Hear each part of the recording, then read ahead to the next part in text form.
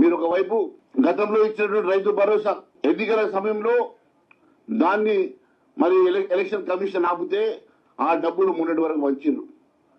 దాదాపు 6 నెలల నుంచి అవ్వేటప్పుడు మీరు పంచుతా ఉన్నారు తప్ప కొత్తగా మళ్ళీ సీజన్ వచ్చింది, కొత్తగా మళ్ళీ పంటలు వేసుకునేటువంటి రైతాంగానికి పెట్టుబడి అవసరం ఉన్నది. ఇప్పటి వరకు దాని మీద రైతు భరోసా మీద మీరు ఎలాంటి చర్యలు తీసుకోవడం లేదు. ఒక్క రూపాయి కూడా రైతు భరోసా మీద డబ్బులు ఇవ్వడానికి ఇప్పటివరకు ప్రణాళిక ఏర్పాటు చేసుకోలేదు. దాని విషయంలో అసెంబ్లీలో మాట్లాడుతూ అంటారు, మాట్లాడేది ఏమున్నది?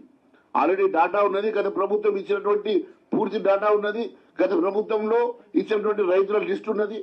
మీరు ఆ రోజు వాళ్ళు 10,000 రూపాయలు ఇచ్చింది, మీరు 15,000 ఇస్తామన్నారు. మీరు 15,000 కాడికి డబ్బులు డిపాజిట్ చేయండి, మీరు బడ్జెట్ అలొకేట్ చేయండి.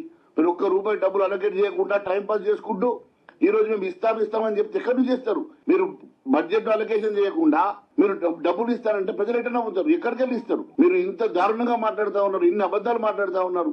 ఖచ్చితంగా రైతు భరోసాని ఈసారి ఈ సీజన్ ఎగ్గొట్టే ప్రయత్నం చేస్తున్నట్టుగా మేము భావిస్తున్నాం. దాని విషయం ఎట్లయితే మేము అసెంబ్లీలో చర్చిస్తామంటున్నారో మరి రుణమాఫీ అంశంలో కూడా మీరు చర్చించి రుణమాఫీ అంశంలో కూడా మరి ఆ కండిషన్స్ ఏందో మాతో అందరితో మాట్లాడుంటే బాగుండేది.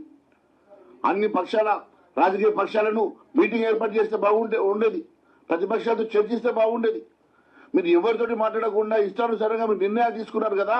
మరి రుణమాఫీ అంశంలో మీరు ఇష్టానుసారంగా నిర్ణయం తీసుకొని మీరు ఎప్పుడైతే ఇంప్లిమెంట్ చేస్తున్నారో మరి రైతు భరోసా విషయంలో ఎందుకు మరి అసెంబ్లీలో మాట్లాడాలని చెప్పి అంటున్నారు?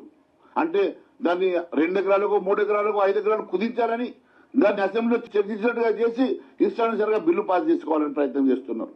ఇది అన్యాయం కాదా? ఇది రైతులను మోసం చేసుడు కాదా? పూర్తి డాటా మీద పెట్టుకొని కూడా ఈ రోజు రైతులకు రుణమాఫీ చేయకుండా ఏ రకంగా మోసం చేసిర్రు, రైతు భరోసా పేరు మీద కూడా అదే మాదిరిగా మీరు మోసం చేసే ప్రయత్నం చేస్తా ఉన్నారు.